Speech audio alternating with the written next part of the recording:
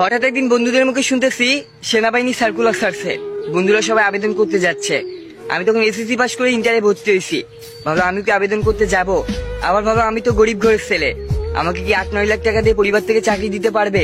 সবকিছু ভেবে তাও বন্ধুদের সাথে চলে গেলাম আবেদন করতে। আবেদন করে আসছি, বাসার লোক জানতো না। হঠাৎ একদিন আমার ফোনে SMS আসছে, অমুক তারিখে আমার ইন্টারভিউ দিতে যেতে হবে। সত্যি বলতে তখনও আমার পরিবারের লোক জানতো না আমি যে সেনাবাহিনীতে আবেদন করছি। সেদিনও নিজের মতো করে সবকিছু গুছিয়ে নিয়ে চলে গেছিলাম সেনাবাহিনীর মাঠ করতে, চাকরির ইন্টারভিউ দিতে। সত্যি বলতে সেদিনও আমার পরিবার মানুষগুলো জানতো না আমি যে চাকরির ইন্টারভিউ দিতে গেছি। সবাই জানতো আমি কোচিং এ গেছি।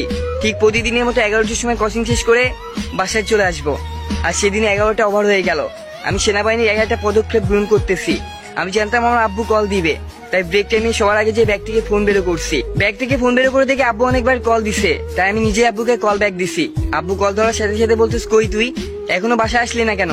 12টা বাজতে গেছে, তুই জানিস না বাসা অনেক কাজ আছে, মাঠে থেকে গরুর ঘাস আনতে হবে, এখনো ঘুরে বেড়াচ্ছিস কেন? আমি বললাম আব্বু আসতেছি, তাই বলে কলটা কেটে দিছিলাম। সত্যি বলতে তখনও আমার সেনাবাহিনীর একটা মাঠের পদক্ষেপ চলতেছিল। আমি নিজেকে নিয়ে ব্যস্ত ছিলাম, কি করবো বুঝতেছিলাম না। দেখতে দেখতে বেলা 3টা বেজে গেছে। আমি তো জানি আমার আব্বু কেমন, হয়তো অনেকবার কল দিছে, রেগে বসে আছে, আম্মুকে বকাঝকা করতেছে। সত্যি বলতে আমার অনেকগুলা পদক্ষেপ শেষ হয়ে গেছিল, আর মাত্র 2-3টা পদক্ষেপ আছে, এগুলা বাদ দিয়ে দিব।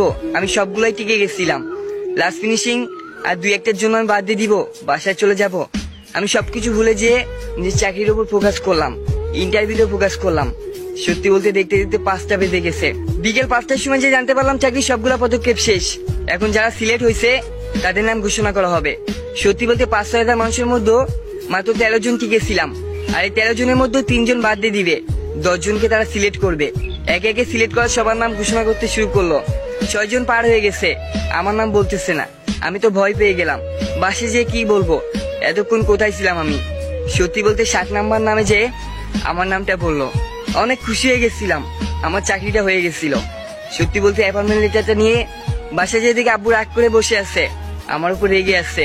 আব্বুরে বললো, আব্বু আমার চাকরি হয়ে গেছে। বলো বাজে কথা বলিস না, তোর কাজ তুই করে বেড়া, যা বন্ধুদের সাথে আড্ডা দিয়ে বেড়া, বাসার কোনো কাজ তোর করা লাগবে না, তুই আমার সামনের থেকে সর। আমি বললাম আব্বু বিশ্বাস করো আমার